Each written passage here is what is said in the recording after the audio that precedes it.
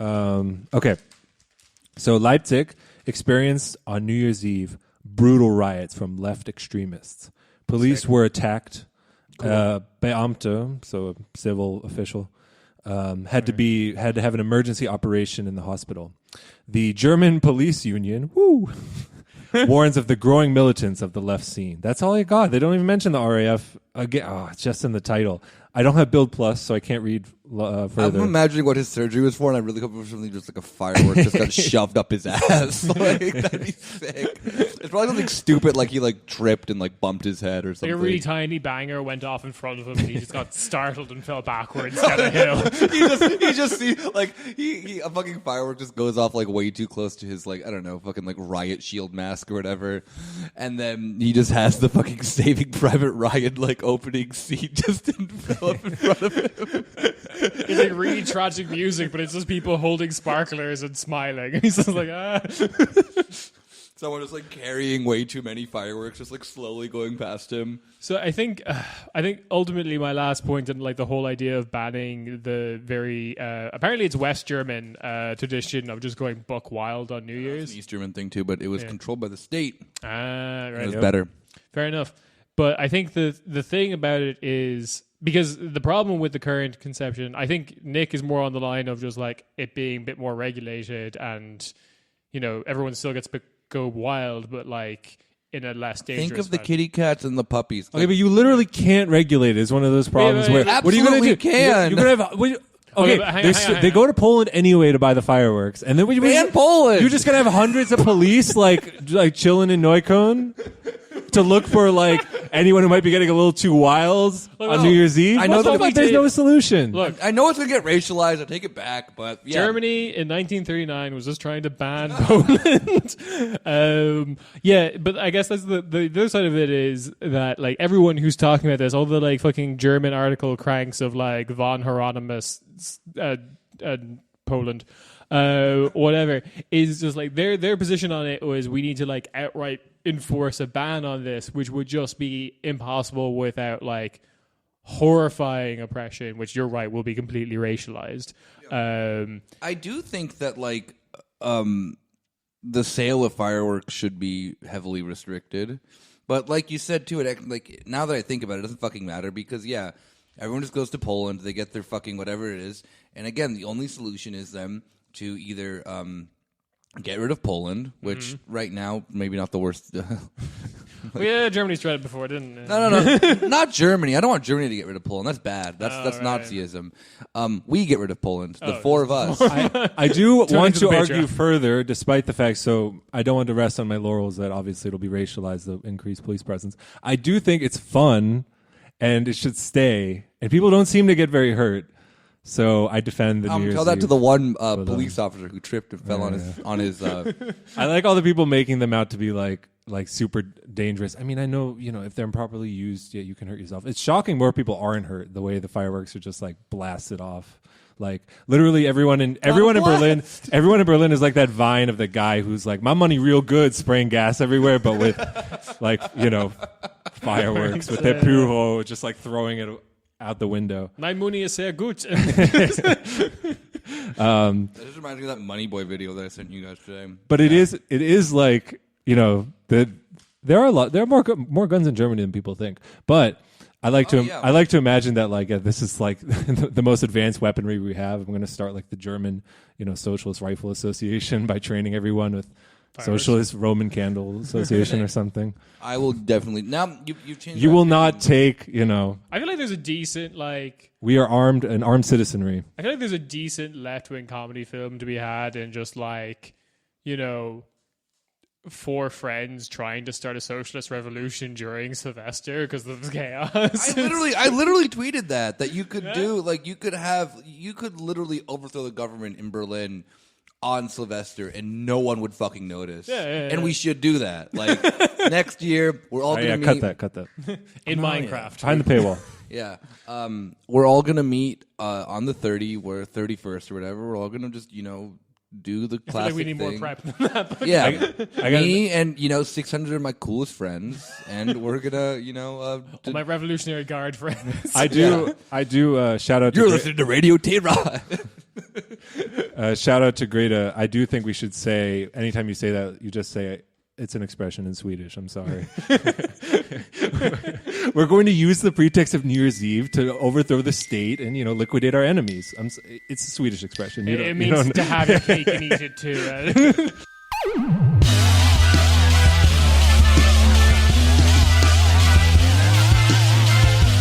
Hey, welcome to your weekly Corner Späti in the new decade. We actually changed our name, as I may have mentioned beforehand. It may have gotten cut. With the recent troubles going on in, the world geopolitics, whatever the fuck you want to call it. We're getting a lot of money now from one very nice Patreon subscriber. Happens to, be Ayatollah. All right, cut it again. Why?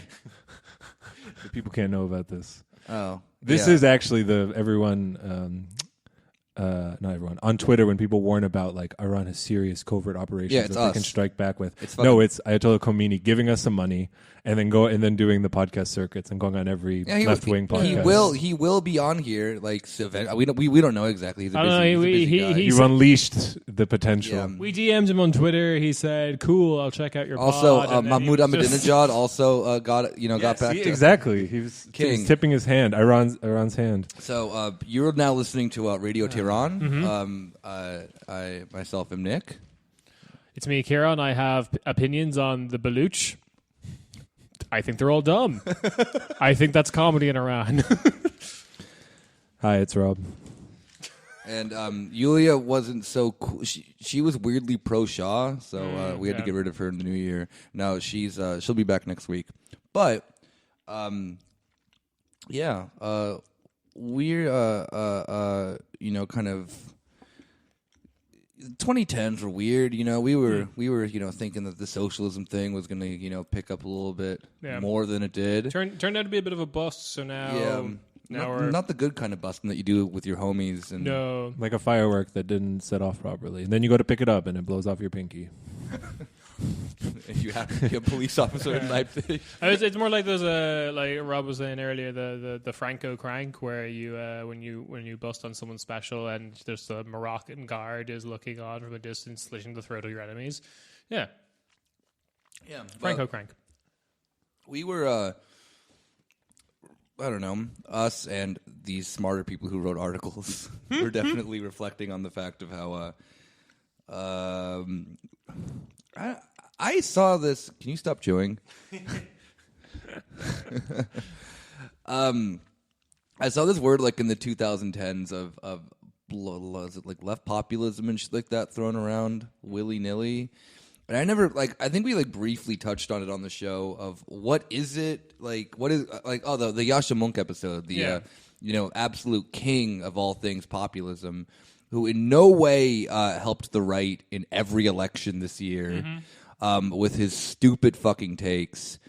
But I think we briefly addressed it on this show for a second of what populism in Germany means. But I do think that now we kind of have to, I mean, that episode was more about Yashmunk being cool. How the liberal media used the term populism. We didn't really go into how we would use it. And what it even is, I guess, from a left perspective. But, we're here. We're going to do it now, finally. New year, new me. And the other podcast hosts, I guess. New us. So I guess we can talk a little bit about left populism. Is it dead? Has it just begun? I hear this Occupy Wall Street has a real chance. Let's hear them out. Imagine being an Occupy Wall Street person in 2020. I'm coming back around. Let's go. I just heard about it from this great new Aaron Sorkin show called The Newsroom. I don't know. Some dude on the fucking tram came up and told me about it. No joke, that actually happened to me. And I don't know. I was because I tried to do Occupy Phoenix, and there's nothing to fucking. Wait, you on a tram? Yeah. In Germany? In Phoenix. You have trams in Phoenix? There's one tram, yes. And this Fancy. guy came to Wow. me in a fucking Guy Fawkes mask. Brother, it's time. And he handed you one?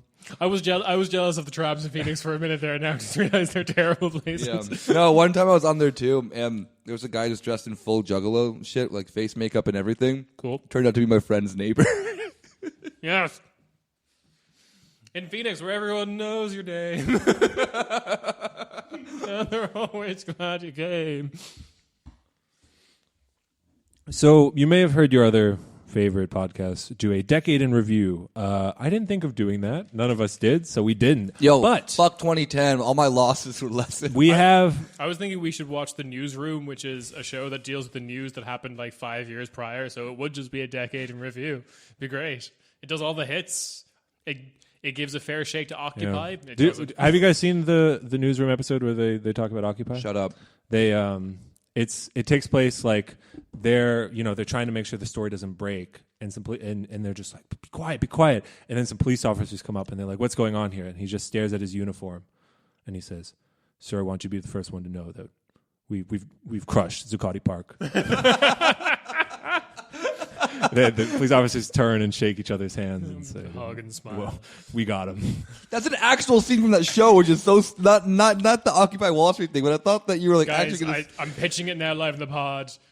Watching a series of The Newsroom. Oh God! As bonus content. I've only seen that scene, and You're watching the whole thing, man. Oh God, no! I've only seen that scene, and I refuse to believe that was a real show.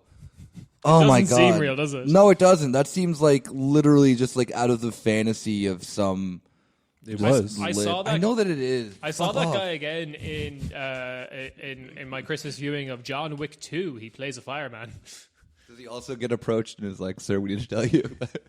John Wick, we need to tell you. We got him. We got him.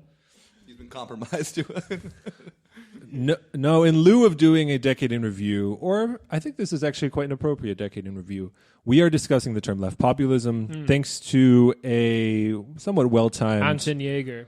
Yeah, Jaeger. a well-timed article from Jacobin. That is the wrong article. Yeah, we're fucking canceled. found We're reading a Jacobin article on the pod. We Bet the House on Left Populism and Lost by Anton Jaeger, I guess. Mm-hmm.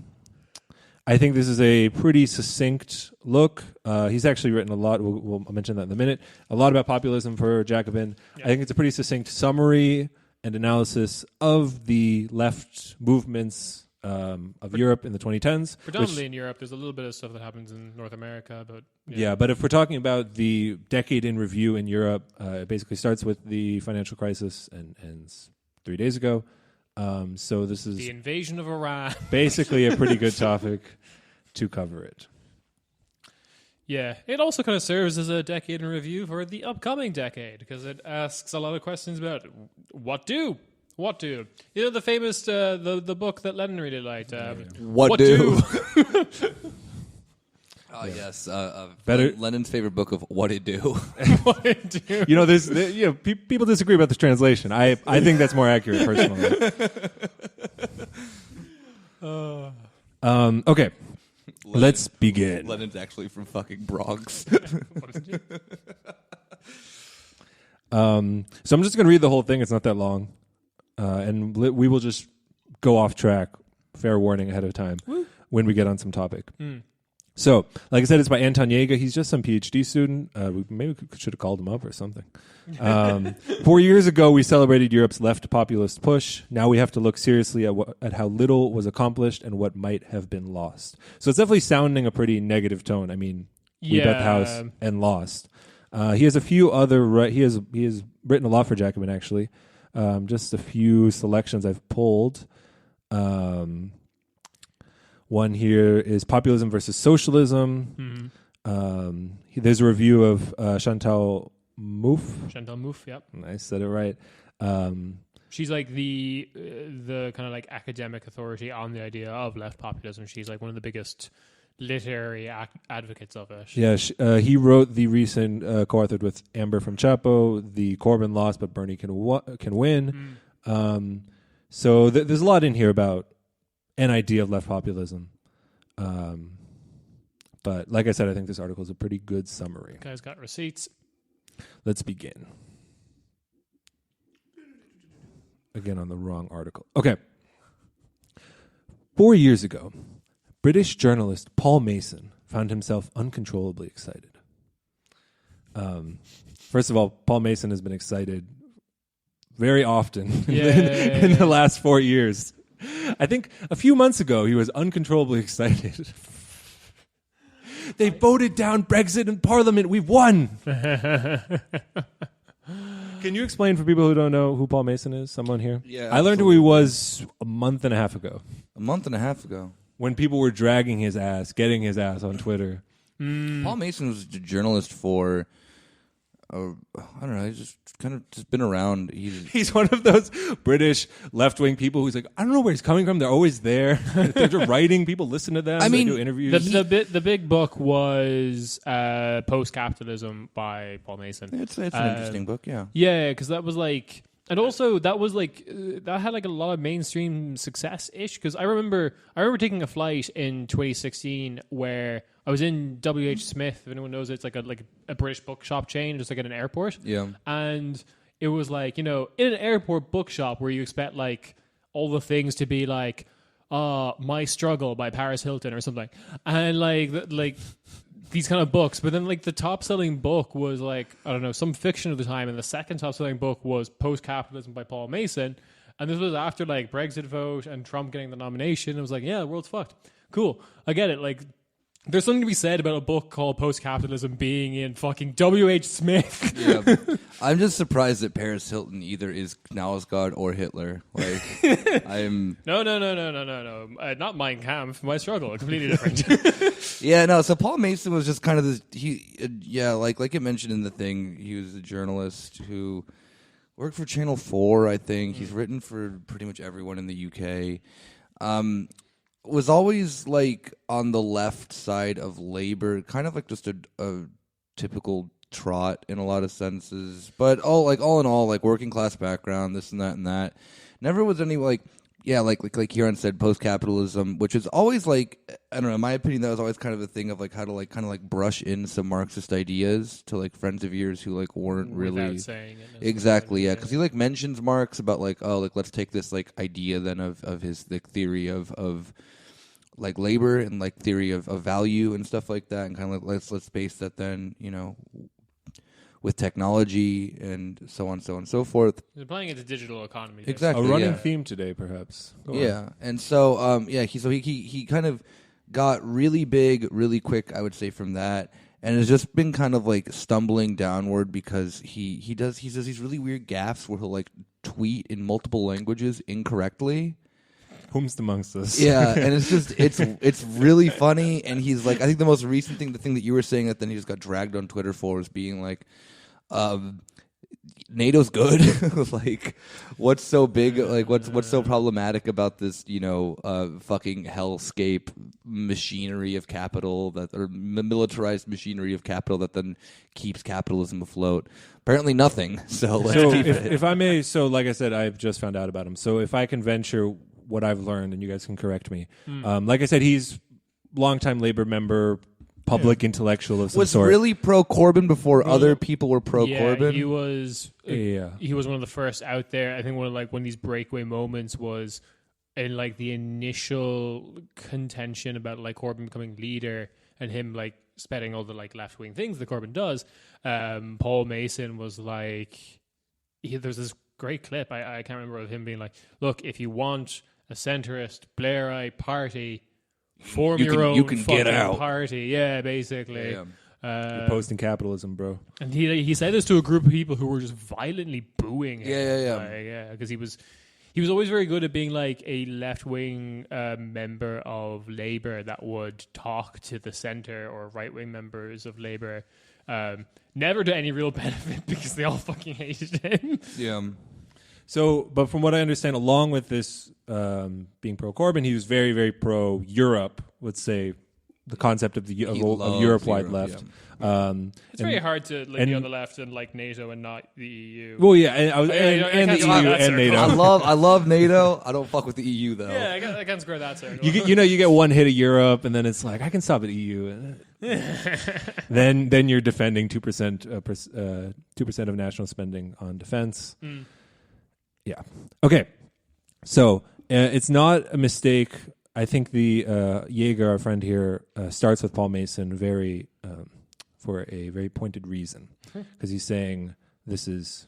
I think it's used as a telltale sign of this left populism. Let's continue on. How the mighty have fallen, basically. Well, where this leads you, Yeah. which we will discuss. Okay.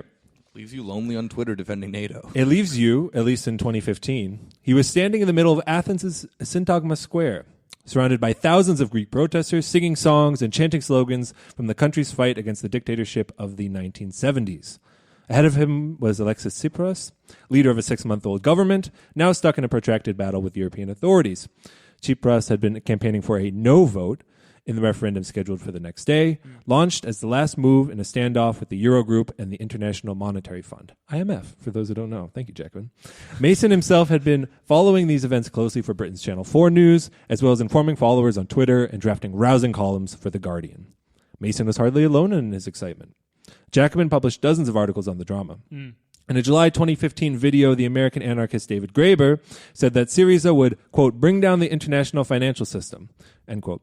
While philosopher Tony Negri, always up for a revolt, thought that a, quote, true social Europe was now incoming. You're telling me that an anarchist defended Syriza? David Graeber doesn't like being called an anarchist, actually. Oh, Yeah. shots fired. No, I'm just thinking of this, like I don't know. Kieran, quick on the draw.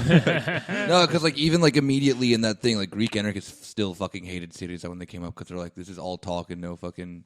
Yeah. Never mind. Keep going. David Graeber prefers being called a left populist. I don't know that. Sorry. Okay. But, yeah. He calls himself, actually, because this is an interesting thing, he calls himself an anarchist anthropologist in the same way you can have Marxist historians that aren't Marxists. It's he my favorite kind of historian, where he basically does the whole analysis from a criticism of hierarchy and and talking from below rather than above view of anthropology, but not being someone who proselytizes the idea that we need to have radical unions. Or no, that's fine. I understand, and props for him for taking an interesting analysis to anthropology. But I just like the analogy that it's those Marxist historians who aren't actually Marxists. It's oh, you mean the shitty ones? Just be a Marxist. How is that a defense of my position? No. It's just in the academia. When I go home, I'm gonna live. Don't worry. It's it's that one fucking guy who's always showing you stuff. He's bro, doesn't this fucking suck? Isn't this terrible? Yeah. This article is coming for all these people, Jacobin included. In less than a week, Ohi, Greek for no, hashtags had flooded Twitter and led to the foundation of a German newspaper with the same name. I didn't know that, actually. Apparently, it's connected to Neues Deutschland or something. Yeah. It's their economics thing. They're actually, Nick's reading the economics section. Dude, it's good. Ohi is a really good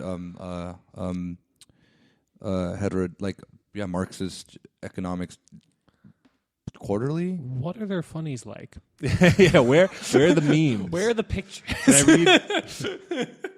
Not graphs. Those are fake pictures. Quantitative easing, am I right? It's just Snoopy saying in German. Oh no, it'd be the Donald Duck cartoon. It's the fucking Donald Duck cartoon that just turns to the audience and just says, "Learn about MMT." As Stathis Kouvelakis put it in 2016, the Greek case gave leftists a glimpse of what an alternative might be. It is easy to dismiss these halcyon moments. Hell. 4 years later, Mason's and Graeber's excitement appears as distant as it was burlesque. Later that summer, Syriza signed an even harsher austerity compact than the one rejected in the referendum. The deal was dismissed as, quote, the greatest disaster of macroeconomic management ever, end quote, by Yanis Varoufakis himself, and the party was ousted by the center-right in elections earlier this year. Short-lived and cruel, Europe's experiment in left populism had ground to a halt. This feeling was amplified by another list of setbacks. Podemos lost votes in Spain and failed to enter into coalition with the socialists in 2019. So Correct. I understand they have... Yeah, that's the correction to... He wrote this before that happened. Yeah. Also, I would like to say, though, in a more general sense, that wasn't Podemos' fault. They were really trying to, and it was just like PSOE was just like, "Now we can do this by ourselves." Well, I mean, that's the whole point, right? Yeah. That they're able to say that. Collapsing poll numbers, back to the article, uneasy anti-Macron antics, and election scandals have rocked France insoumise. Sorry. La France insoumise. Thank you. Germany's experiments with left populism in the Aufstehen movement never took off to begin with. Nothing to beef with there. Oh, God. I love my 3-hour podcast. Wait, no. That also lasted 3 hours. I made that joke before. Across the channel, Jeremy Corbyn appears to be the last man standing. Nope. Whoops. Like we said, written throughout the year. Okay, to be fair, again, with that, it does look like it's going to be a relatively bloody battle, but I don't think the quote-unquote Corbyn wing of Labour is going to lose control anytime soon. It won't be Corbyn when the new leader is selected, but it will be someone cut from a very similar ideological cloth. I don't know. I disagree. I do think... I mean, because, like, that loss was... Deeply upsetting. Yeah, I mean, that was insane. And I think that I mean, given, like I, jabbed at Yasha Monk about earlier in the thing of that you had every fucking lib just mask off just being like I don't know, as close to just being a fascist as they can possibly be in polite society, yeah. And just kind of be what Yasha Monk fucking tweeted out after Corbyn lost of like right wing populists will always beat left wing ones. It's like, yeah, because you write articles about how they can't win, and you write for the Guardian, you write for the fucking Tony Blair, genocide refusal fucking foundation or whatever the fuck it is. Of course, Tony Blair Institute for Don't Ask Tony Blair Too Many Questions. Yeah, and you have then like that's the thing that then I think is always like, I mean, we can get on this like a little bit more too. Is that there are obvious problems that then are internal within the left wing movements. I mean, see, it is the biggest fucking joke of the like 2010s. Of that, then you had a massive coalition that then forms of like every Greek left wing movement, and then half of them just drop out like midway through. Like I think people forget that then, and because it was the same fucking thing that then happened with PASOK. Why was there's a lot of communist movements didn't join Syriza for the same reason that then they're like, this is going to be exactly what we had, just that there was a lot more on the line in the beginning of this decade or last decade in Greece. So I mean, it's not that like the playbook really hasn't changed all that much, and it's just like I don't understand people just don't get fucking like more smart about the fact about how like liberals who are on the side of capital always are just going to continuously fucking gaslight you into not voting for your interests. And it's just so apparent, especially now with this, like how fucking quick information is. It's not like, I mean, with Twitter or whatever the fuck you use to then get your news or collection of information. Yeah, I mean, how many of these fucking people during the Corbyn thing are then now lecturing you about how you have to now you have to behave and vote for someone, get a labor leader who's similar to like a Blair figure or someone like that because we let you leftists go too wild with it. By the way, we stopped you every inch of the way, and it's our fault that you didn't get your leftism. I'm so sorry, and I really hope that. I mean, we'll get this later with Amber's article. I do think that there is a different... We're not going to do that one? No, this is art long. What? You can reference it, but go ahead. Oh, okay. Then there was another article from Jacobin where Corbyn Amber... lost, but Bernie can win. Yeah, Corbyn won, but Bernie can win. Just you said Corbyn won. Run with it. Corbyn lost, but Bernie can win, yeah. And how, I do think that there is a different, momentum going on in the U.S. It's weird to imagine that the U.S. could actually save, quote-unquote, left-wing populism. But I'm at least a little bit more optimistic. I mean, poll numbers are showing he's doing well. Yeah, for sure. I think also, maybe to the defense that people mentioned at the beginning of this article and dragged, but, there is something that I've kind of learned over the last couple of years, and probably my biggest takeaway from 2016 is one of the things I really hate is this thing that a lot of shitty people do of tactical pessimism, where you. So a good example of this is I knew a lot of people who were like, "Oh, I think Donald Trump's going to win." I was like, "Cool, you really have no analysis of why you think that's going to happen." See, I could have told you that with analysis. If For sure. you. But like these people in particular had no analysis for why that was going to happen. They just were saying this because it is a tactical position to make yourself look good. If Trump wins, you were correct and therefore really cool. If Trump loses, everyone's too excited by the fact that Trump lost to even to bring up the fact that you were wrong. Michael Moore was actually really plugged in on that one and had a really good reasoning of why he was like saying the entire time that Trump was going to win. If you go back and watch those videos, there were definitely people who correctly and figured out what was going to happen and did it with decent analysis. I'm talking about more like an interpersonal. Absolutely. So like I think there's this great argument for, especially when you have a platform, for being optimistic, even when you can say in hindsight 2020, fuck you were stupid. Like people are listening to you. The difference between like a decent party getting a nice vote could be like the amount of optimism on display by people who have a platform.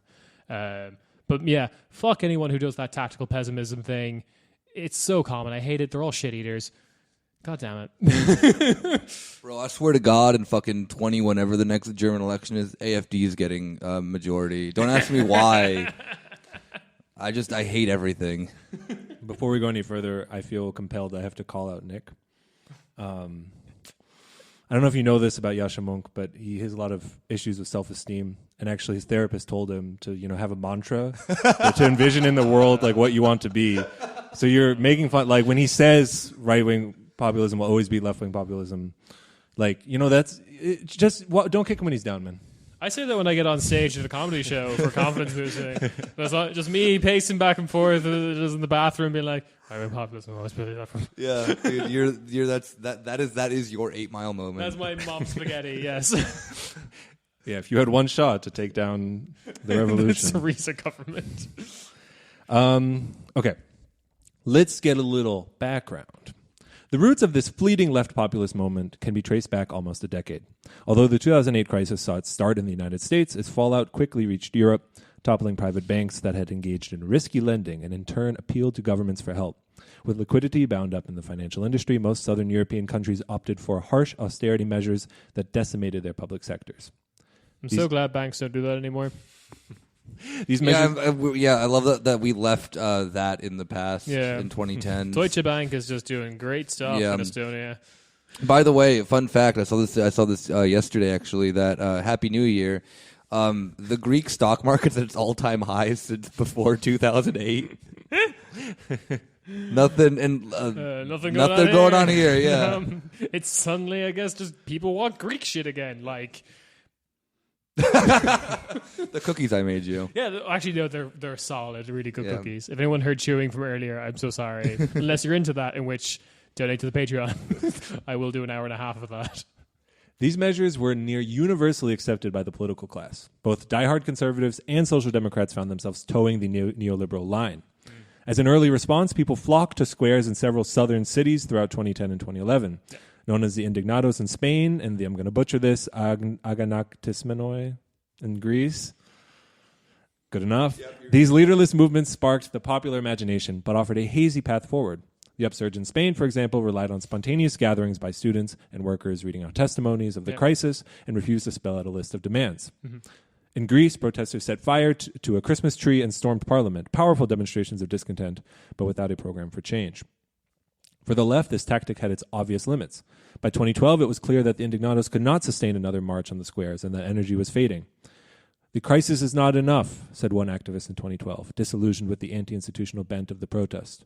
Without a solid leadership, the movement would become prey for demagogic adventurers and cynics. Yeah, the Indignados... okay, so I guess this was happening in other countries as well, and it was like... it was... bit broader than this. They're focusing on the Spanish and Greek example, particularly because they were definitely the biggest. I think the Indignados, like in total, was the biggest. I think something like fucking. I have it somewhere in my notes here in the Kieran's lifetime notes of everything. But I think at some point the Indignados had total. It brought out like 8 million people in a country of 40 million. That's quick math, 100%. I nailed it. But it was a massive movement. But yeah, it was very, very similar to Occupy. Occupy, I think, explicitly got their influences from shit like this. And in general in Europe, because this also happened in Portugal and Italy and other parts of the world. I think France did similar things. Collectively, this was all called Take Back the Square, or Take Back the Square movements, where it was all, which works really well in Spain. If anyone hasn't been to Spain, they have like these really lovely public squares that were like, I don't know, built off fucking Cuban slaves. But still, they're really nice. Plaza de España, they're all called that. And they're really pretty. And they have fountains, and when it gets really hot, you can just like fucking dunk your head in. It's great. Yeah, it is worth pointing out. I don't think the article mentions all of these things, but there's a lot of interconnectedness, at least an inspiration, because you have, the Occupy movement that comes back to Europe, and the Blockupy movements, and you have the Arab Spring going on, which obviously is kind of a symbol for a lot of people, especially this new interconnected internet aspect of it. We'll get to that later. But then the article is setting up here, I think it's laying out this populist moment and acknowledging that the practitioners, the actors of the moment, realizing that a further step is necessary, and this is where he starts to, I think, get at his idea of the kernel of populism, how populism relates to the party structure of Europe, and what that dynamic tells us about populism and potential leftism. European left populism was born out of a moment of reorientation. Realizing the transitory nature of movements such as Occupy, the idea was to finally return to the party form and seize the state. This move into party politics was tracked by a sprawling academic literature.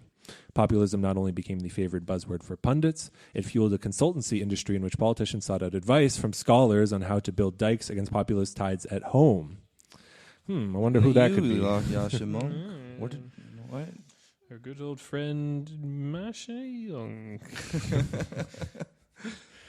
But on the other side of the barricades, Argentinian theorist Ernesto Laclau became the prime evangelist for figures within Syriza, Podemos, and France Insoumis.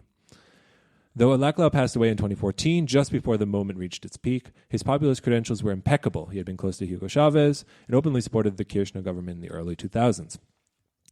Since his post-Marxist turn in the 1980s, Laclau had urged the European left to leave behind both outdated appeals to class and to go on the offensive on a new axis, the people versus the elite. Wait, what?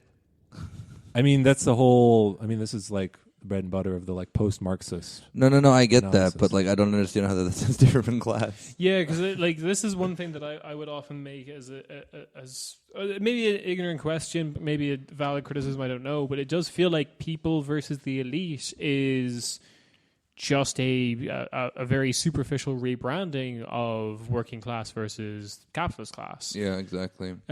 Because this is like the definition of worker by like in kind of like Marxist sense is everybody or like almost everybody, to the extent that calling it the people is as fine as you can also argue that like calling it the people is maybe a bit more inclusive, because it kind of gets to the whole point of like softer left-wing movements would be like, or like an often misinterpretation of like landlords and billionaires shouldn't exist. Like the bad faith reading of that is like, oh, you want to murder all the land? Like, go, yep. Nick's going to say yes. I didn't say anything. But like, no, the actual criticism is like, no, we just want them to functionally not be landlords anymore, not be billionaires anymore. They can go back to being the people, like regular people or whatever.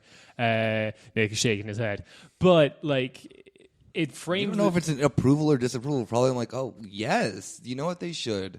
But like in general, I'm not really sure I'm understanding the distinction, other than maybe people versus the elite is better for not making people immediately shut down and be like, oh, that's some Marxist shit. Boom. Like, I'm not going to listen to you, lefty loony. Boom. So 2 points. I think one...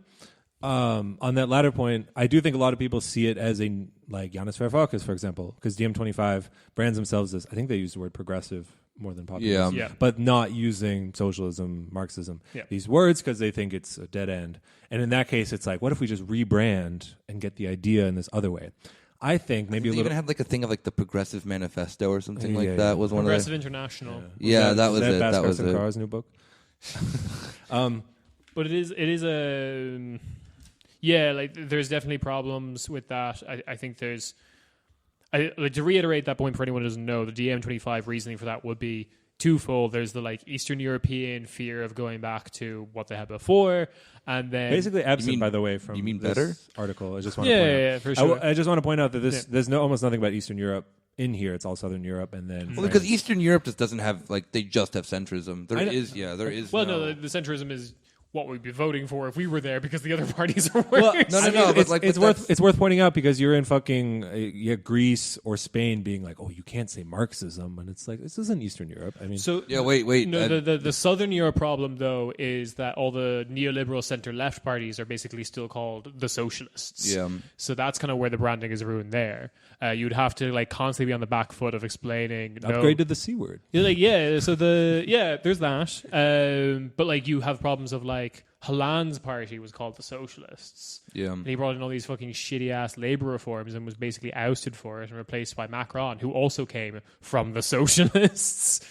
Like, yeah. They're the two most socialist people definitely. of the 21st century. All I want to say about this people versus elite. So I think whatever, we can come back to that tactical debate, I guess you can call it. But I do think it reflects the ideology of this post-Marxism from Laclau, Mouffe, all this that's been coming around since the 80s, of the idea of a people, which the most extreme adherents of this post-Marxism says that technology and new conditions have kind of thrown out the old playbook. Everything's different now, and you got to look at these. And people aren't separated by class. There's a mass of people, and then there's the elite who rule them, and that this can somehow replace the old analysis. What I think the people does is, I think kind of wrongly and superficially, again, this is just the structure of the theoretical structure.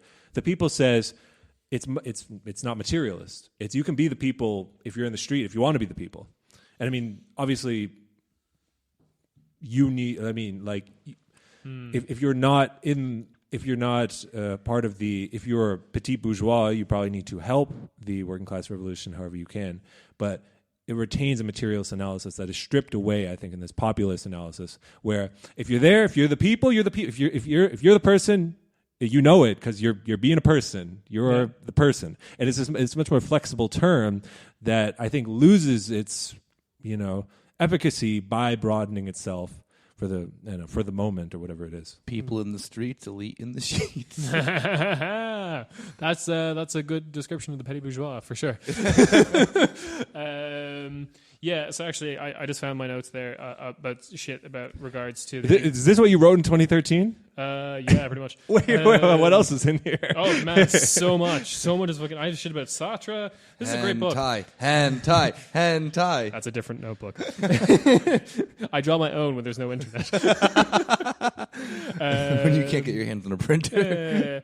This is okay. So the thing with the indignados was so I think I have some of my numbers here. Yeah, it was 8 million out of a population of total 40 million, which is fucking ridiculous. So the problem with it inherently at the beginning was you had this, like you said, this kind of aimlessness, but to kind of bring home the aimlessness, there was two major factions of the indignados. There was the people who were genuinely socialists, the people who were like looking at this as a moment of various socialist stripes who could like seize the state, could do maybe some sort of horizontalist revolution, maybe recreate what happened in Catalonia or whatever, the Republic in Spain all those years ago.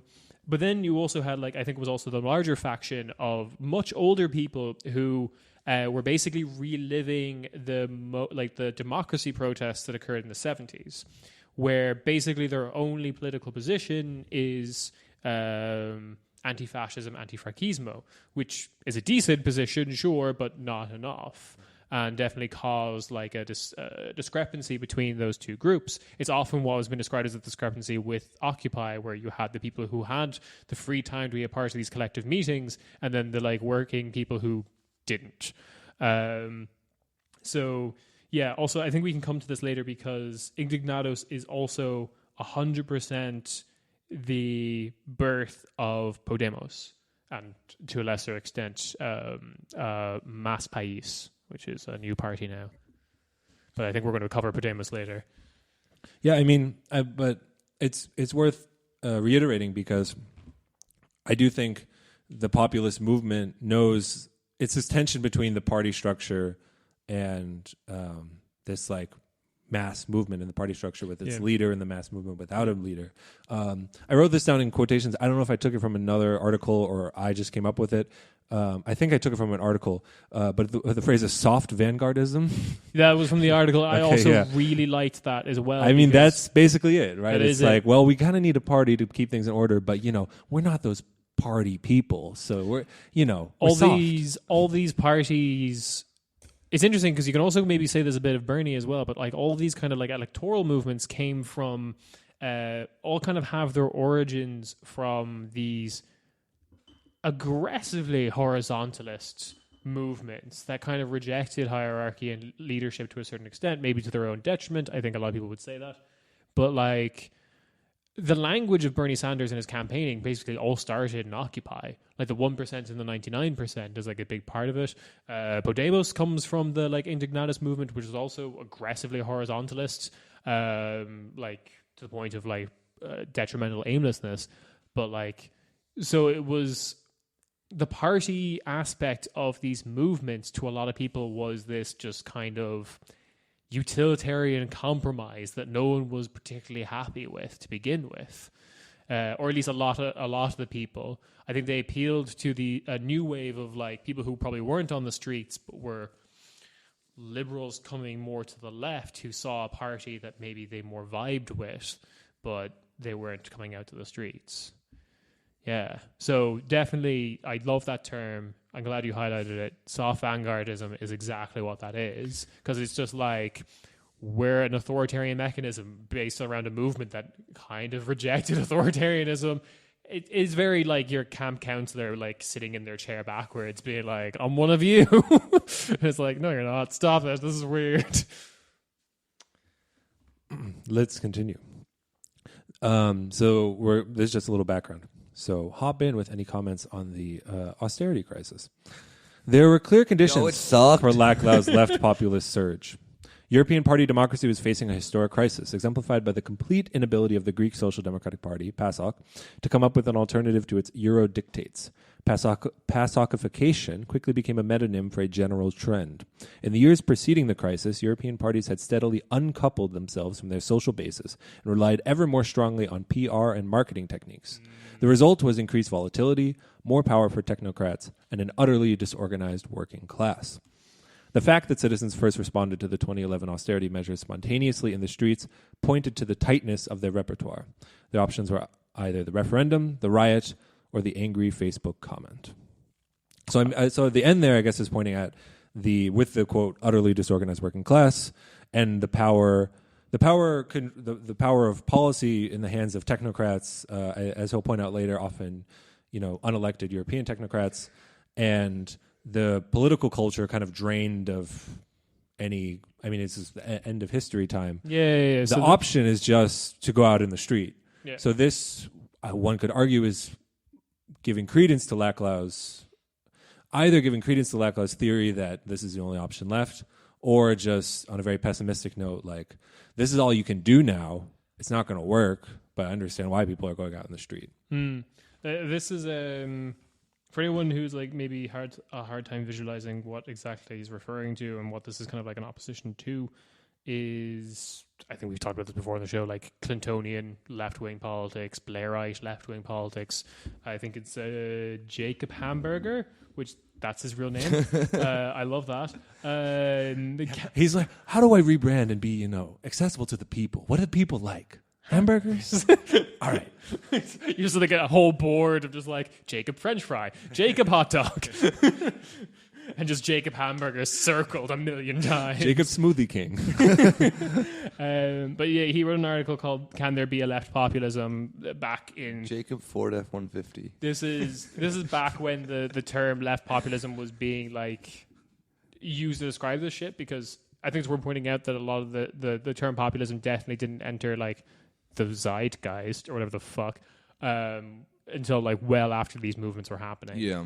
And he described what the response was as a response to depoliticized center left, where it was just, as you're right, it was just like center left politics, but it was all branding, like 100%. I think Obama was very much the last successful ruse at that. I think all the hope imagery, but there's nothing of substance actually happening in the background. It was like watching a movie. The last time the football was pulled in front of us. Yep. It'll never happen again. That's why I back this new upstart, Pedro Sanchez in Spain, leader of the PSA. He seems to have his head on straight.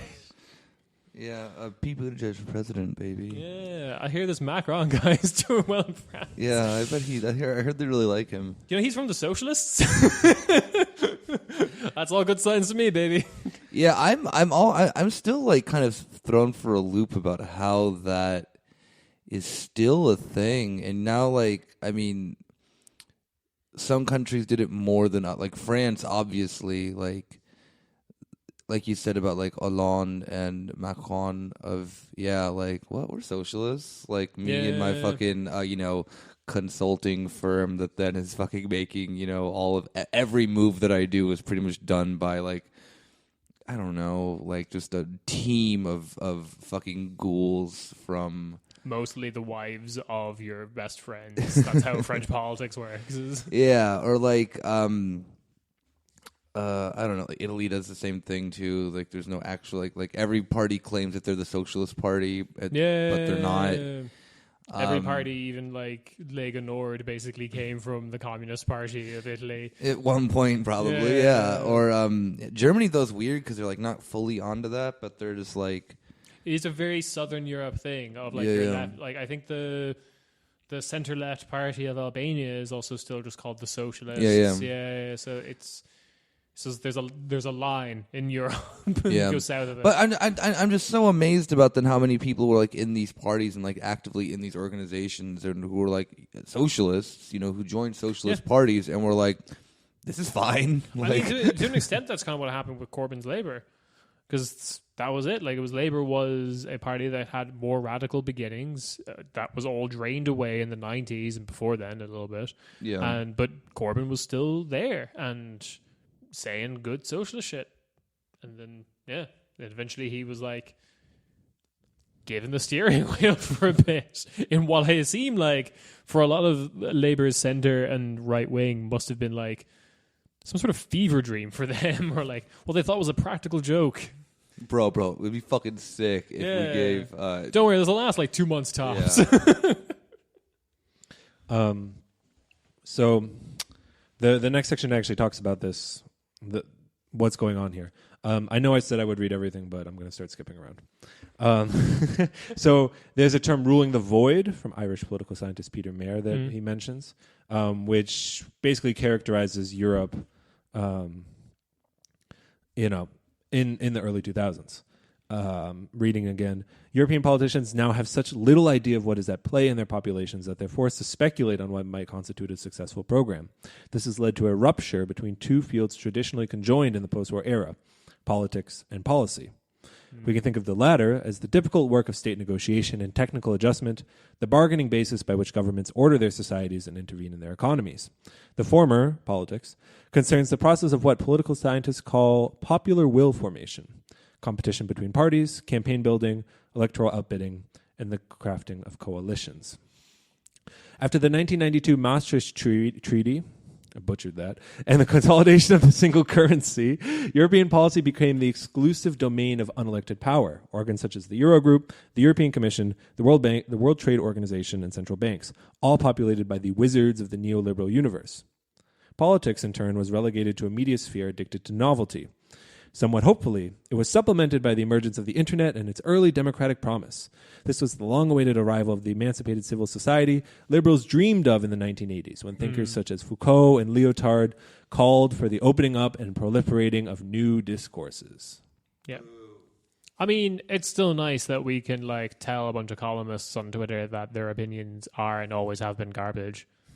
That's the democratic force. But I think, his argument here is that at just the moment where these discourses become possible, the only reason you're able to talk about politics and yell at your whatever congressman on Twitter is because the policy has been successfully extracted from the, from the pickup site and is whisked away to some protected area. Yeah. And then now go hog wild with your discourse. You can say whatever you want.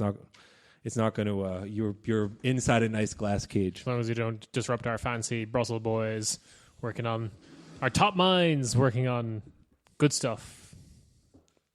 Is there any disagreement to this? No, I was just thinking of what would like the European equivalent of like, oh, sir, I don't know, like I can't fucking imagine what it would be. To like yell at these people? No, but like, what are like MAGA comments, but in Europe? Oh, that's easy. Just look at the replies to anything Guy Verhofstadt posts. But it's not nearly as fun as like a dude who lives in like suburban America who thinks that he's working class because he has like I don't know, his brother's a cop or something. I don't fucking know. It's basically everyone in the north of England who thinks they're working class because they have a flat cap, and then they like yell at Guy Verhofstadt because he's going to turn Manchester into Xinjiang or something like that. Cool. Yeah. The second part, other than the policy, the internet side of things is I think very important. Partly because the 80s, when fucking Laclau and Mouffe are writing about their post-Marxism, is exactly when the internet's getting big.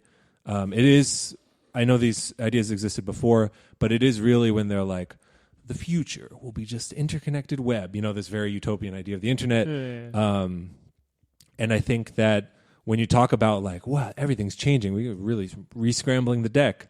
A lot of the ideas come from that, this idea that the technology has changed material conditions to such an extent that new things will be possible. I do think there's that underlying faith in a kind of technocracy. I mean, in the fact that the technology will open something up, make new democracy possible. I think this is a current that's kind of underappreciated in the whole populism thing. I can speak more to the American case, but with Occupy Wall Street, like Elizabeth Warren went there too.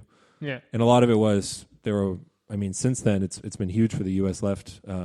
Like you said, it spawned a lot of the people backing Bernie, but there was 2012 when Elizabeth Warren was like a No, but my point is that there was a aspect of Occupy Wall Street that it's like these corrupt assholes are the problem, you know, not all of capitalism. I know they mean the 1%. I mean, that was one slogan, but there's an extent to which it's kind of narrowly focused on the corruption.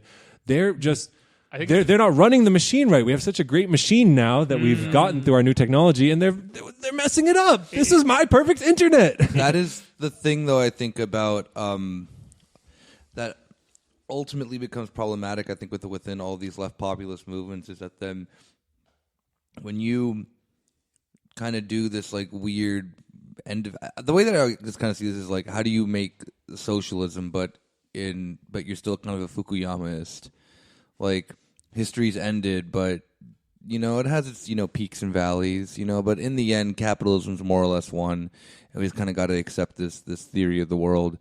And my ultimate problem with that is that like you missed the entire critique of then like what it is that then props this up. So yeah, like you can talk about the 99% and the 1% until you're blue in the face, or if something even fucking changes that, but you're still like the groundwork of then that to like, that's why I can't fucking like Elizabeth Warren's a perfect example of that, because she's just like, we just got to regulate you said, this machine that then works. It just isn't working in our favor right now. It's like, yeah, but you're gonna like, damn, like regulations have never been put on the fucking economy before, and there isn't like the U.S. has a welfare state and shit. Like, okay, make new regulation, and then what? And then you're gonna have 30 years later some like Reagan's fucking Gundam Reagan coming from the sky to then just deregulate everything. That's the way. That's the season reality jumped the shark when Gundam Reagan came into it. But like I think this goes back to the vagueness of the terms problem again. Yeah. Of like the 1%, not like what 1%, like 1% of 303 million is still like 3 million. Like that's a fucking ton of people. Yeah. Who do you mean exactly? Because again, I think you're Elizabeth Warren types who are thinking, oh, the 1% are the corrupt politicians and business. That qualifier is put onto it rather than like Yeah, like you said, the whole machine. Well, all right, so I know European listeners get annoyed by the American focus. To bring it back to Europe, you do have movements coming out of... Did you know Europe has capitalism too? coming out of this milieu, like the 5-star movement, for example. I mean, that's a perfect example about how it's... Like, no one knew what that thing fucking was. Like... Just seeing everyone trying to contort themselves into a weird fucking pretzel Rubik's Cube shape to try and describe this party. You have a similar aspect. It's maybe even a better example because it's more varied in the Pirate Party. I mean, you have aspects that are very close to the left populism and aspects that are close to the 5-star, depending on the country. Yeah. And so you have this, the vacuousness of the term is exactly what lends itself to all these different, like, technocratic formations. Speaking of technocratic... God damn it, 5-star party is just like they're cool. They're doing change. They're doing good stuff. That party was founded by like a failed tech entrepreneur, like co-founded with Beppe Grillo, who like in the party charter has forced people to use his proprietary software for all their like direct democracy shit, and that software does not fucking work. There's like so many reported examples of like when they ask the membership to vote on a crucial like vote that's happening, because the whole idea of 5-star is all the members get to vote what the MPs vote. And whenever there's like a really crucial vote on like, should Italy do the racism? Like re-annex Ethiopia? What? Third time's the charm, lads. But the system is like reportedly always lags, and people can't get their vote in on time. Like the whole thing is, yeah. I'm sorry, I'm just imagining just like an Italian man just being, no, I didn't get to vote on the Albania vote of if it Italy. Who we do the racism to? I love the idea. My Italian accent is very Jamaican. Jamaica could be Italy too if you fucking voted for it on time. For it, yeah.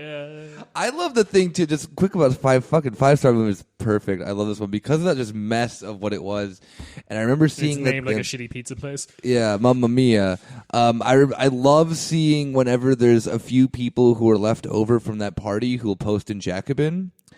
And then what is it called? libcom.org or whatever. Just like is like, I fucking can't believe my dear leader. Yeah, I can't fucking believe that you let these fascists. It's like, dude, you didn't know what this party was when it started either. You fucking dipshit. No. And I love I love the like purity politics are always kind of a thing that's just really funny. But my favorite Twitter account that I had to actually like stop following, but I love that because that is the perfect thing that happens every time when that dude posts something of that. Like, cause I think he could still be a part of 5-star movement. I don't know. Italian politics make no fucking sense to me. No.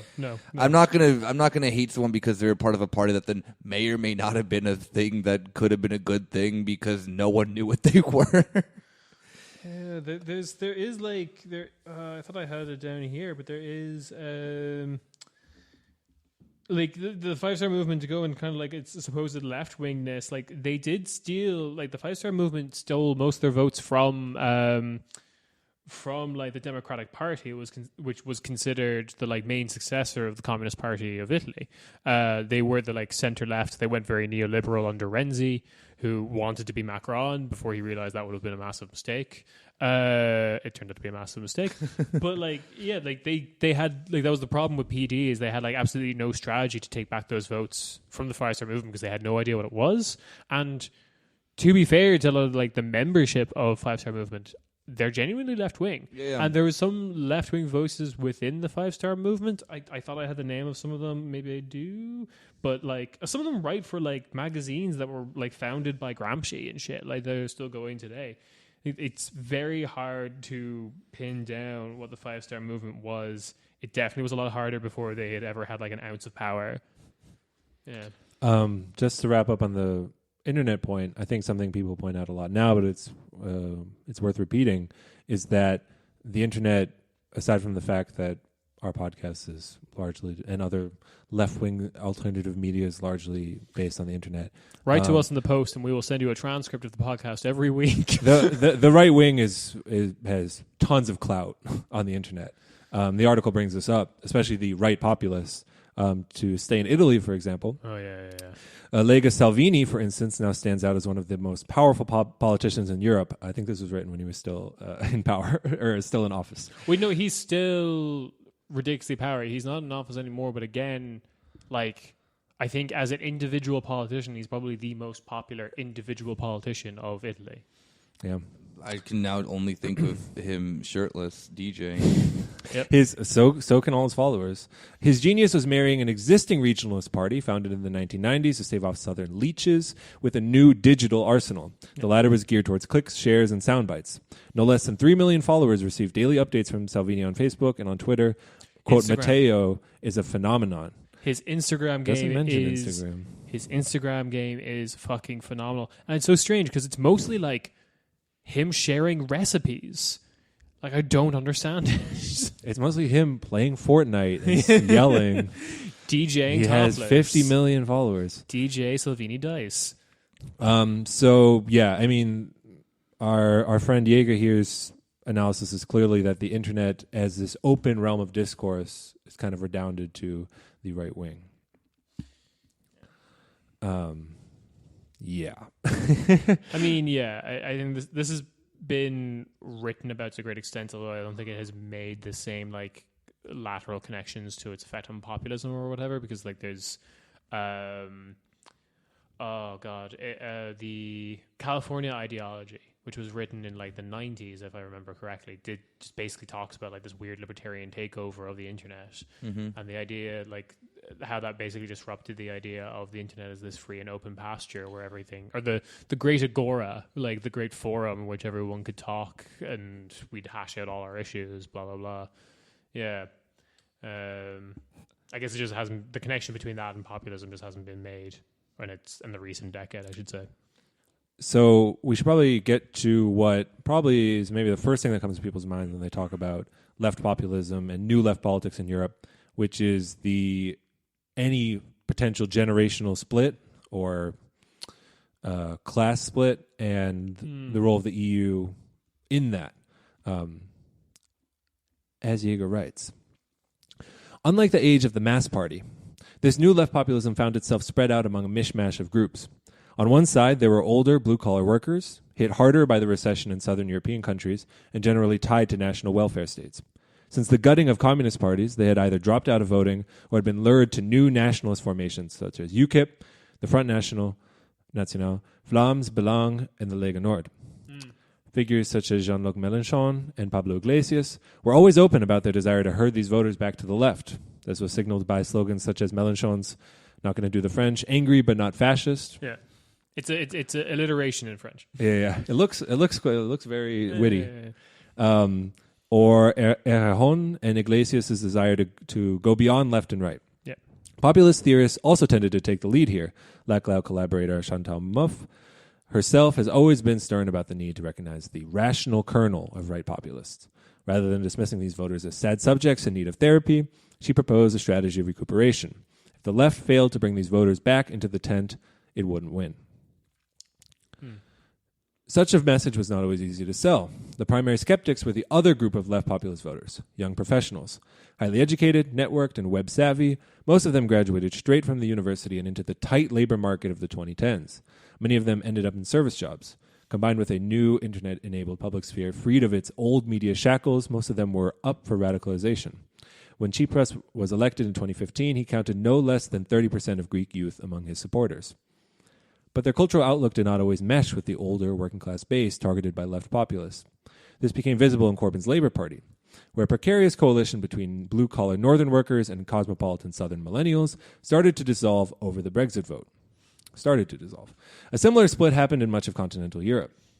There, as Adam Tooze notes, the European Union had given voice and an agency to a substantial cohort of educated middle-class and professional Europeans, and their angry and disappointed younger siblings, cousins, etc. A disconnect with many older working-class voters, coupled with the lack of party infrastructure, meant that assembling a majoritarian constituency was almost impossible. It is no surprise, then, that the left populists who have managed to attain some kind of political viability have often done so within traditional left parties. Corbyn's Labour, for instance, has relied on an internal populist dynamic to sideline the moderates and Blairites in his way. The same holds for the Belgian Workers' Party, which has evolved into something of a mass representative of working class union politics in the country. We love them. Wallonia is the only good part of Europe at the moment, which is really a cursed thing to say. So I to a certain extent, I kind of hate this argument, and I kind of like it as well, because it is an interesting way of looking at things, and this is also basically accounts for the split. A part of Podemos split off and created a new party that was originally called Mas Madrid, because it was only running in Madrid politics, but then it's now called Mas País, or More Country. And that is basically the side of Podemos that is 100% exclusively going for the like young, millennial, professional kind of vote, completely disregarding the traditional working class base, which... Now that I say that out loud, that could be an interesting strategy of just like, we're going to have two separate parties that will always work together. But the other time is just like, I also kind of hate this dichotomy as well, because first of all, it feels like you're capitulating to a narrative that was constructed by people who didn't construct that narrative in good faith. Like, this reminds me of all the kind of like Guardian journalists who are like, Labour lost the traditional working class in favor of like diverse urban millennials, and it's like, well, no, okay, cities are where all the poor people are. Diverse people are also working class. Students are also working class. Like, I don't understand this dichotomy. And then like you realize their definition of the working class is like really, really couched in cultural signifiers exclusively from the 70s that have like all faded away. Like, to be working class, you have to like smoke 30 packets a day, be really into greyhound racing, and like start hooligan street fights around football. Like, that's working class, and that will always be working class. And you have to have a certain accent. Like, it just feels like a dichotomy that like shouldn't even be entertained by the left to a certain extent, because it feels like one that's very false. It feels like we're absorbing the capitalist definition of working class. Yeah, we do. We like definitely fetishize it. No matter whatever the country is of, yeah. I think it's in the sense too of like that we as working class don't want to see ourselves as working class, even though we very clearly are. Everyone's middle class problem. Exactly. Yeah. It's just millennials have just done it of like I went to university and I did this and that. It's like, I went to university and I'm fucking making like little to no money. I'm jealous actually then of the fucking dude who's or woman who in Germany has like a job in like a factory or something like that then, or like as a bus driver or whatever, then like, stereotypical like, oh, you don't want to then have these quote unquote working class jobs. Like the stigma that then has always been traditionally against it. It's like, dude, they make more money than I do and they can't really be fired. Yeah. Like, that's sick. Like, I really wish that there was more of an attention to that growing up. Of that, then like, hey, being working class, 1 is good. 2, it's like you're probably part of it, and 3, like, going to university doesn't make you any different or better than like this weird fantasy that you have of it, but yet we still fantasize it in that way too. So I think the other side of this, just to like kind of leave a point, is the only way this economy I think is kind of useful is how it affects those two people. Because I think we have to kind of accept that like liberal media, especially in the UK context, for example, there's basically no mass media platform in the UK that backs the current iteration of Labour. Like, the most left-wing paper in the UK is The Guardian, and they're more on the side of a right-wing Labour government. They literally endorse what's it called every time now? The Lib Dems. The Lib Dems, yeah. Yeah, they've gotten that route, but now that there's like a leadership contest again, they're going for like the most Blairite option. But this is like, when that exists, you have to kind of acknowledge the fact that you are within this like completely liberal controlled media space. Like they've won the culture war thing, as much as that was in any way significant. This is the only way it's significant. But it has managed to convince two things. One, that it's convinced this traditional working class base that everyone in the city, everyone who's diverse, everyone who's a student is rich and doing much better than they are, which is 99% of the time not true. And it's also managed to convince that it's definitely created this generation of young people who are like educated, college educated, have professional jobs, that the unwashed plebs cannot be trusted with democracy. That whole like, oh, you need to have an education, there should be a test to get a vote or something like that. That thought is just horrifyingly common amongst these people. And I think the only way you can win this back is to the counter propaganda of like, hey, people in the city are poor too, and hey, trust your fucking fellow man kind of thing. Yeah. So please correct me if I'm wrong. My impression of, not to keep harping on the UK, was the most recent that, example. but like I was lied to, that Corbyn was going to smash the differences because it's real socialism for once, and then didn't. And then there's a bunch of different reasons I've seen online why. But no matter how shitty the division is it not real, like across Europe? Yeah, the division exists only in the mind, I guess, is kind of the thing. That's as real as it gets. So it's not material, which means to the extent that you could very easily work against it. I would say that would be the... Well, so then that's my next question. So to what extent... So we have this general... And Germany's another example too, because you have Die Linke slowly losing traditional base, from East Germany. They're still depoliticized left. They're ruling the void. To the AfD, and they're slowly gaining, I would say, still in former West Germany, kind of younger, educated left types, who are, as the article rightly points out, downwardly mobile and also working class. But that there's this cultural void. And I think while you point out that this cultural void is meaningless, in one way it is made very, perhaps real or not real, depending on how you see it, is in the EU.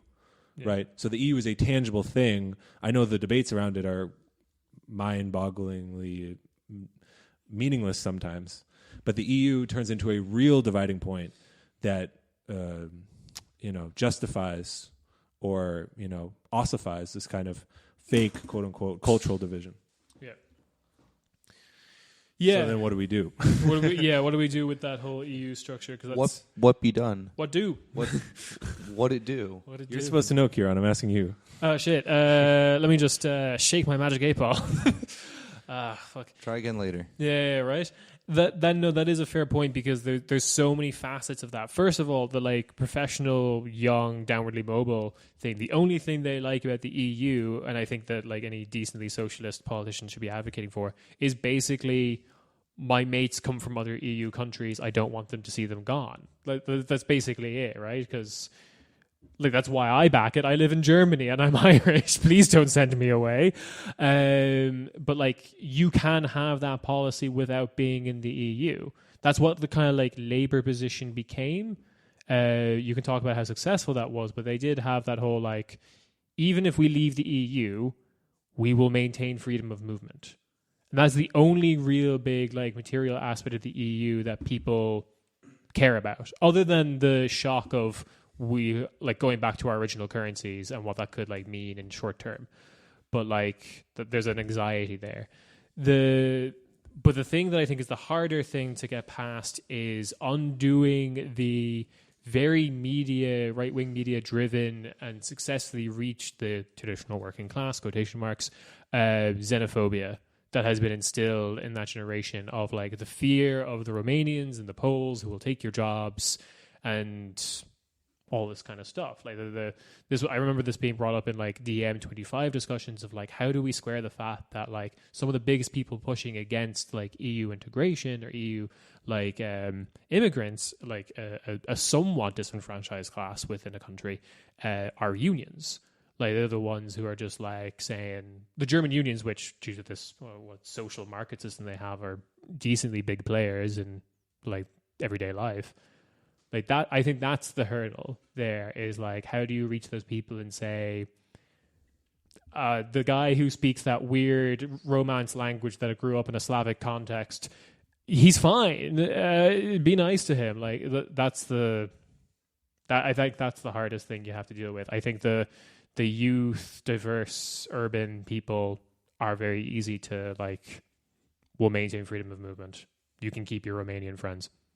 I think that's very easy to compare to the other one.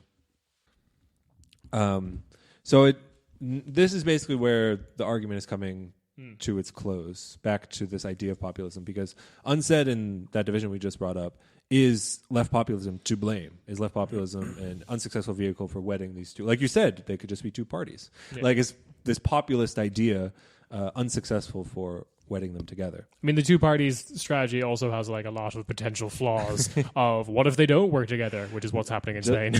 Just a point. Okay. It is a serious question whether these masses still exist today. I jump below, but it's referring to the masses in the 1930s on the move. The internet has pulverized the traditional social sphere while making possible new forms of association. But it has also decreased the possibility for mass mobilization and made politics bewilderingly volatile. In March 2019, Paul Mason, he's back, posted a comment on his Twitter feed in which he claimed that the Brexit process, recently rattled by another parliamentary rejection, was, quote, now in the hands of the masses. The strange nature of this statement speaks volumes about today's populist moment. Contemporary populists, that's in quotations, like Boris Johnson, Salvini, and Orban, might have their followers, sympathizers, likers, and sharers, but they hardly have masses. Masses can move, march, chant, fight. None of that exists in 2019. The new populism is no mass affair. Rather, it's the politics of a swarm. Swarms roam, rage, scream, only to end in monotonous drones. Their movements are headed not by party tribunes, but by what Paolo Gerbaudo has called hyperleaders, figures whose media presence imparts coherence to a coalition where otherwise there would be none. There is no Trumpism without Trump.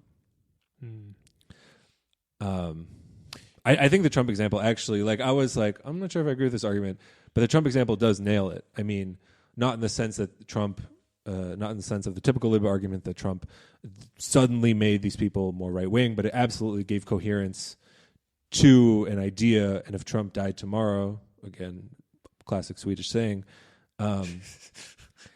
that would absolutely decohere the movement of Trumpism. Yeah, I don't see an immediate someone else to step up and cohere the movement in the way he does. I always say in the sense that the left needs someone like that. I know that but is that just a populism that no, I don't give a shit.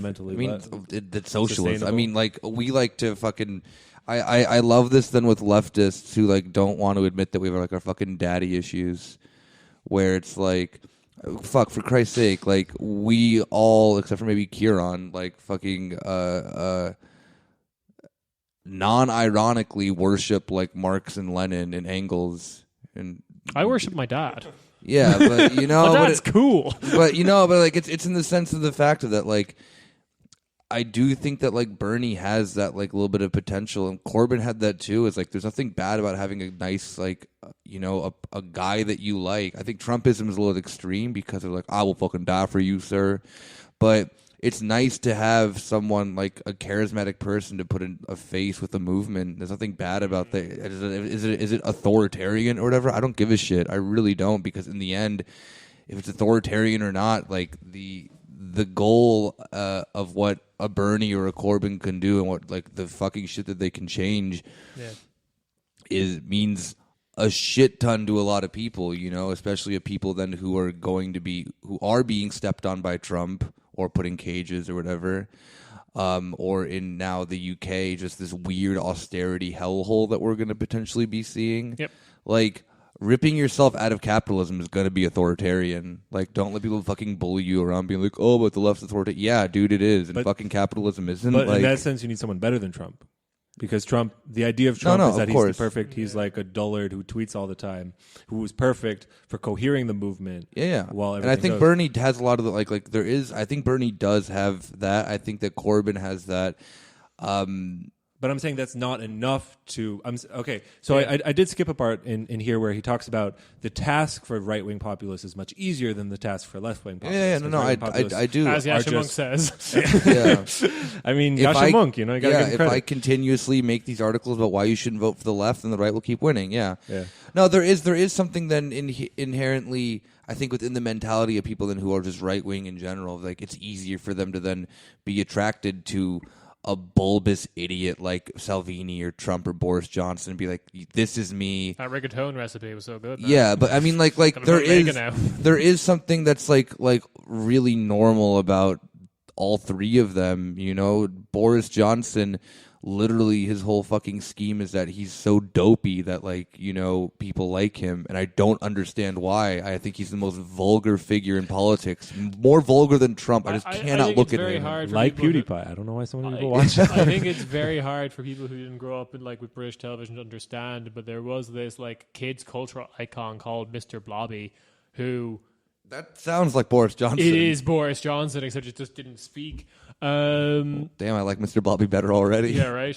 But like this, I think this also kind of leads to like an internal weakness. So this is a typical anarchist criticism of just like why having one leader is bad is because there is like the inherent weakness of that. If that guy goes, then what happens to the movement? Like, I know we're all saying kind of optimistically now that with Corbyn... Who will be Bernie Stalin? Yeah, basically.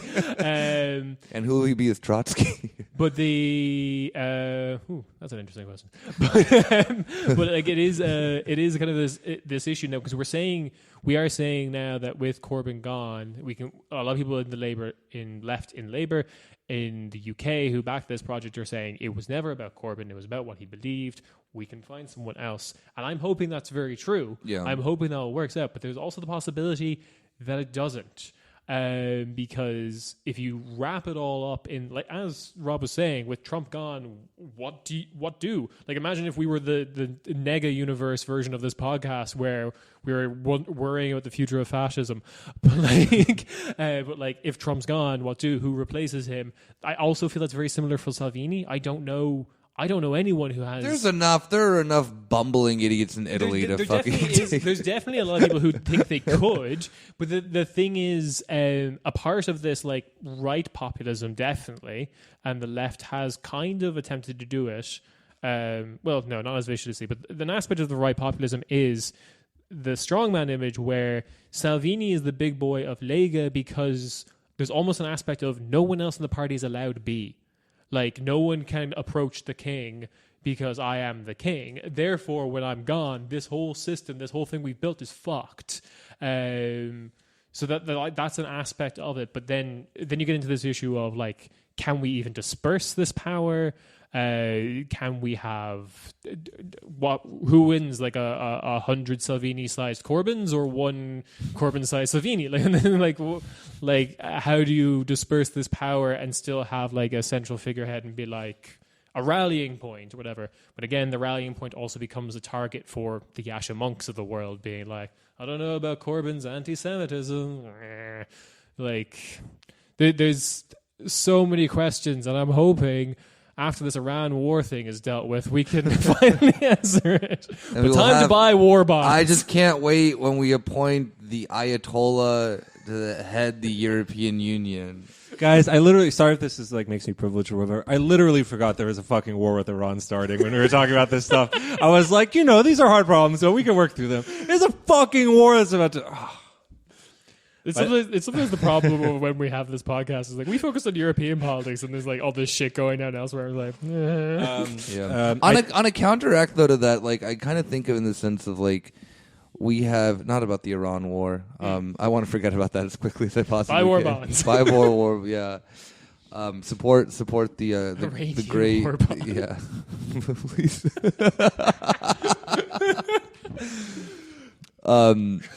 I'm just thinking of like the scenario of a leader then who was not very, who wasn't like a Salvini or Corbyn or Sanders, and like the one that comes to my mind is Tsipras.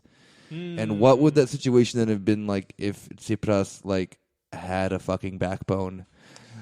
Yeah, because that was a thing. And then like it was like Syriza was definitely then like first off like Yanis Varoufakis was like by far more liked and celebrity status than Tsipras was, and in all that like I mean Tsipras is just a fucking joke. I mean, you have that one weird party that existed, like Movimento Alexei Tsipras, that existed in Italy for like a split second.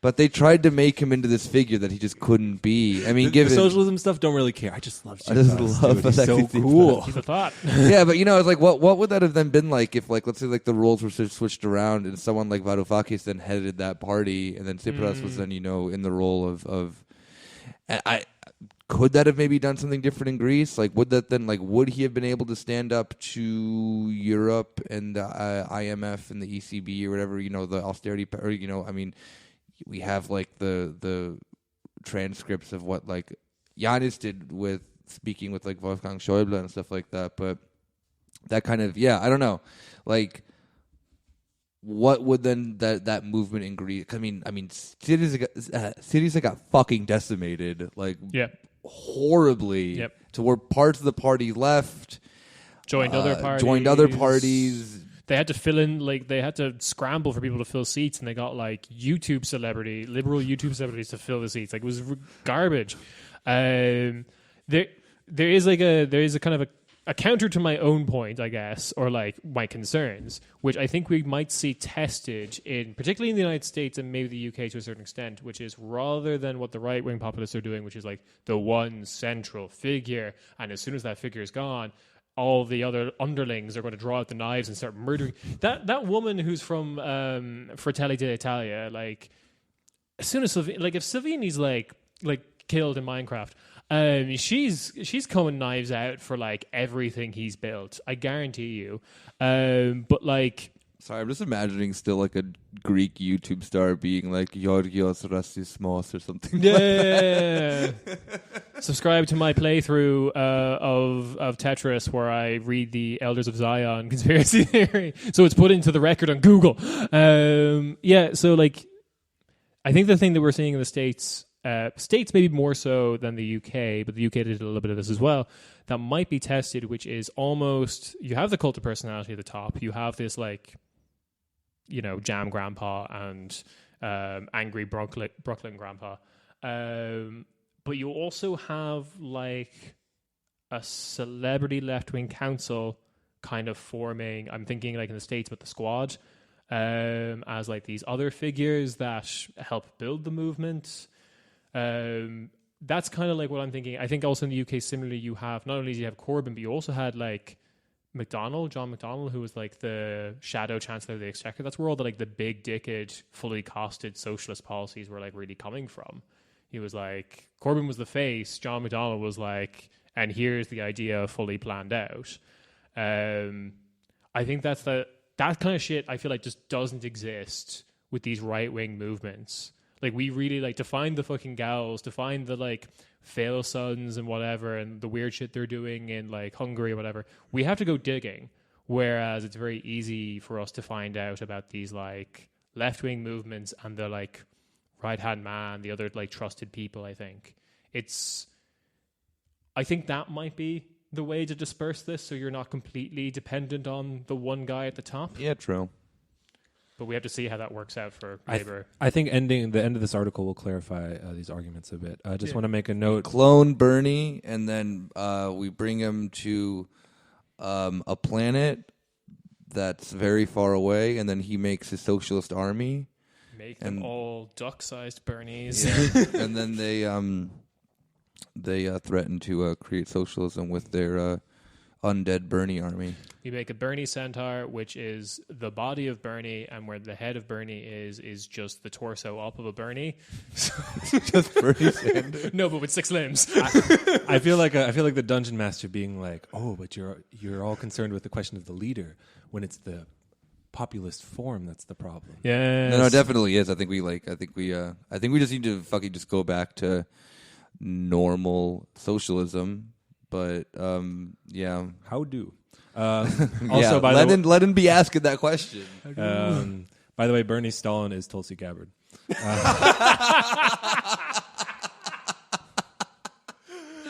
Yes, they're both Stalin and Tulsi, both hot. A new sack of potatoes is the last title. Is the title of the last section. Perhaps the most powerful precedent for this situation can be found in Karl Marx's readings of the 1848 Revolution. Damn king. At the start of that year, riots had swept through Paris, stirred by a food crisis that depressed incomes for urban workers. Instead of yielding to this agitation, however, Napoleon III rallied an apathetic farming population and ordered them to quash the revolt. Memorably, Marx described French peasants as a, quote, sack of potatoes, a, quote, simple accretion whose, quote, similarity of interest produces no community, no national linkage, and no political organization. And since these farmers couldn't represent themselves, they had to be represented, in this case, by a king. It was precisely such a top-down push that some left populists sought to provide for our era. A disorganized society simply might need an organizational stir from above. This option is still on the table. Not all of Europe's left populist experiments have fizzled out. Corbyn and Shadow Chancellor John McDonnell, again written in the past, for instance, have always made it clear that their primary goals will remain, quote, pre-political, making possible forms of organizing rendered inane by 30 years of neoliberal onslaught. This would include repealing British anti-union laws, introducing mandatory unionization, and giving workers shares in companies.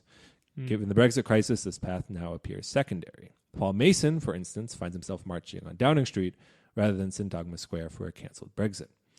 It is unlikely that this tactic will materialize without occasional shocks. Okay, so... Why would we be marching in Syntagma Square for Brexit? I mean, I guess that's the problem, right? Like, why we care about Brexit. Oh, God, I'm imagining EU Supergirl at Syntagma Square. Just being pelted by anarchists. History is not linear, but parliamentary work remains equally important. Modernizing the British state, ridding it of its aristocratic hangovers, and restoring full sovereignty would be the first task of a Corbynism in power. This would make possible the reconstitution of a working-class public sphere.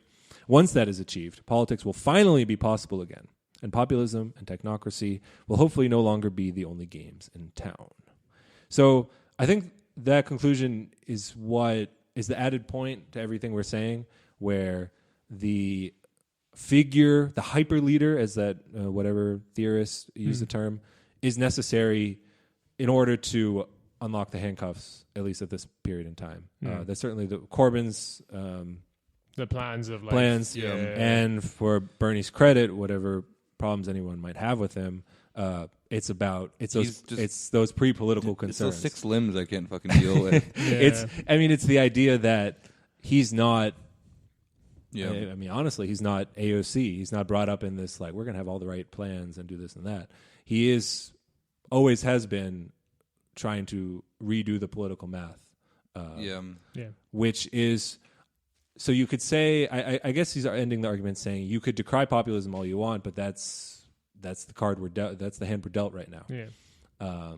And you need a populist figure to kind of flick the first domino in order to go back to that old good stuff of building socialism. Yeah. What do you guys think about that? That I kind of agree with that. I think so because for me that's more kind of like a little bit of what I'm talking about, of just like, rather than being wholly top down, which I feel like the right wing populists are being, there is the building of the bottom up stuff as well, like Bernie and Corbyn's kind of like fixation on unions.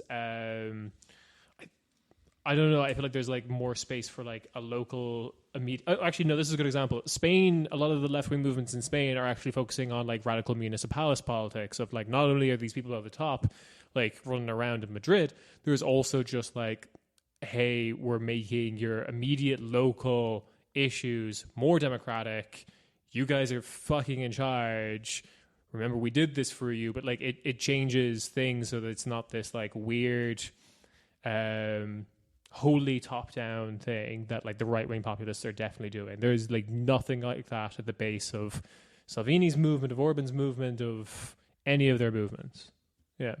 Yeah, I mean, I think the example that you just gave of AOC kind of like hits that on the like head, because I know that I said that then like, okay, yeah, like I can't really imagine Bernie or Corbyn's movement without then these persons, but at the same time, it's like, how many people have we seen being inspired by Bernie and Corbyn enter within politics? Even people then who aren't running for office or whatever. And yeah, like I'm sorry to go back to the U.S., but who has been inspired by Trump to then run for office other than like no-name neo-Nazis? The only person I can put a name and a face to, because he's so stupid, is Dan Crenshaw. and Dan Crenshaw would have existed in American politics anyway. You know, he would want his fucking, you know, moon-shaped district in all that just like surrounds the rich areas of Houston no matter what. Yeah. He's not a part of this movement because of Trump or anything. You know, they're like where AOC is in the House because of Bernie. You know, Ilhan Omar is in the House because of Bernie's movement, and that's ignoring like all the kind of like state legislators, of where course, you've got, like, yeah, the more radically socialist. Oh, Trump yeah, drivers yeah. And yeah, absolutely. Or like in the sense of the UK, like I mean, I don't know the ins and outs of it that well, but I mean, like one of the things that I always thought was so amazing was the like Grime for Corbyn. Yeah, You know, not a political party or whatever, but you would not have that mobilization of these type of you know, artists and people. Like, my favorite example is just like seeing like Stormzy fucking do things with kids is really cool, and how that way more popular than my ska for Corbyn unit. Pick it up, pick up a vote. But yeah, how you have these people who are very much in tune with politics, who then are obviously not going to stop doing what they're doing.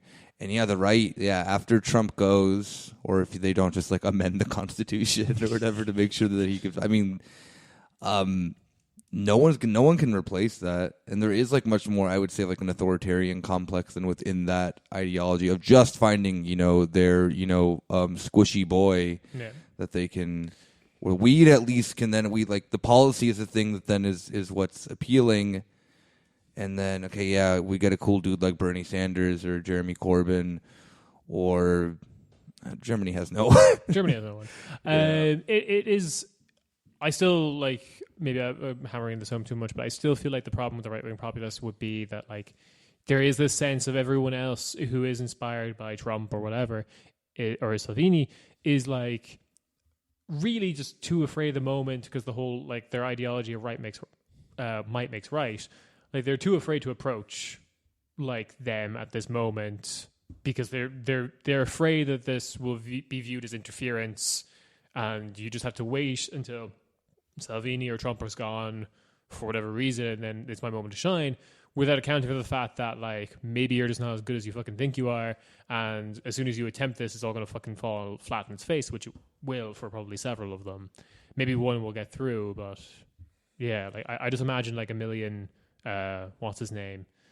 The Mormon who ran against Obama. Mitt Romney. There's a million Mitt Romneys after like Trump, all thinking they could do what he did, and then it all just fucking falling apart. Yeah, I fucking forgot about Mitt Romney. Yeah, I did as well. There's I think this really interesting piece, but I think he leaves us with a few. So he what he leaves us with is, hey, populism. No surprise that it's popular now. It's completely reflective of our time. And maybe if you harness it, you can kind of, you know, get the ball rolling. All the again. Dragon Balls. You can restart history. But he doesn't. I mean, he brought up that Fukuyama. He brought up this politics policy divide. He doesn't really say how the like if they're really divided, how is the recapturing the politics going to get you back? Emphasis over the policy, and like the whole EU thing, which again seems to be one of the most hardened divisions, at least in some parts of Europe, to this whole populist thing. How are you going to get around that? Which is kind of, we have all the answers clearly, but subscribe to the Patreon. all I want to add to that is that I do think one extra criticism of populism needs to be leveled at it, which is back to what we were talking about at the beginning of the episode with this idea: is populism just a rebranded socialism, or is it something different? And I do think it is something different in the way I said, where it's kind of this assumption of this kind of lib technocracy, this kind of like, what we should just, you know, we have the tools. Why don't we do this? And I think more theoretically, populism accepts and reflects the end of history. It's not a mistake that it was the mid 80s where this started becoming popular, and it's now where it's taken hold.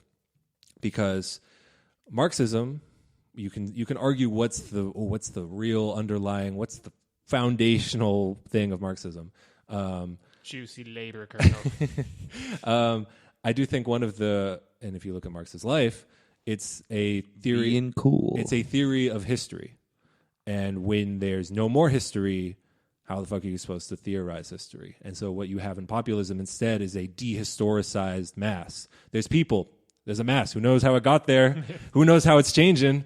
Show up and you're part of it. You know what I mean? And I do think that's, while you can say that reflects the age more, I do think the lack of history is fundamentally like a block over people. And the technology can't, you can't reshuffle the deck in terms of, how did we can start from scratch, or we can do this, we can do that. I mean, because that's materially not how anything has happened. So I do think that you can't whisk that back with just one leader, which would be my point. Not that helps that much. Unless it is Nick. You're welcome. Yeah, I mean, I guess on that note, fuck you, Francis Fukuyama, for canceling history. We're going to bring it back, History didn't just die. It was assassinated by capitalism in order to make you accept or better yet, it expropriated the tools of analysis you might have to consider a problem such as the global warming or something like that. Damn, that's crazy. I really like the idea of history being cancelled by Francis Fukuyama, as if he just tweeted, just being like, guys, I looked into some of history's past tweets, witch burnings, genocide. I'm not making any conclusions. Just investigate yourself. But if you happen to like history and you think that it's a cool, treadmill of how we go about this class struggle thing, then you're in the right place. I don't know. I don't fucking what? You dropped that fucking pen so many times. Yeah. We mentioned this the other week about if you like the show, obviously we did start up a Patreon for the new year. Happy New Year! Give us money. Woo. If you there isn't any extra content up yet, unfortunately. We're getting to that soon. Great pitch. Yeah, I'm fucking stuck at this. However, kind of in the fine print too, if you want the extra content when it comes out, just slide into our DMs if you can't afford it or whatever, because we can very much understand struggle. Yeah, the struggle be real. History is real, and class struggle is real. So I mean, just you can hit us up if you can't afford the 5. Is it euros or dollars? I have no idea. Dollars. Cool. Yeah. So check out the Patreon. Over check here, out we're all about that Dein Kampf. Yeah. I don't know what that word was supposed to be, but Kampf. Oh. Dein Kampf. Yeah. Check out the Patreon. Check out our other interesting content that doesn't exist yet, and we'll see you guys all next week. Bye.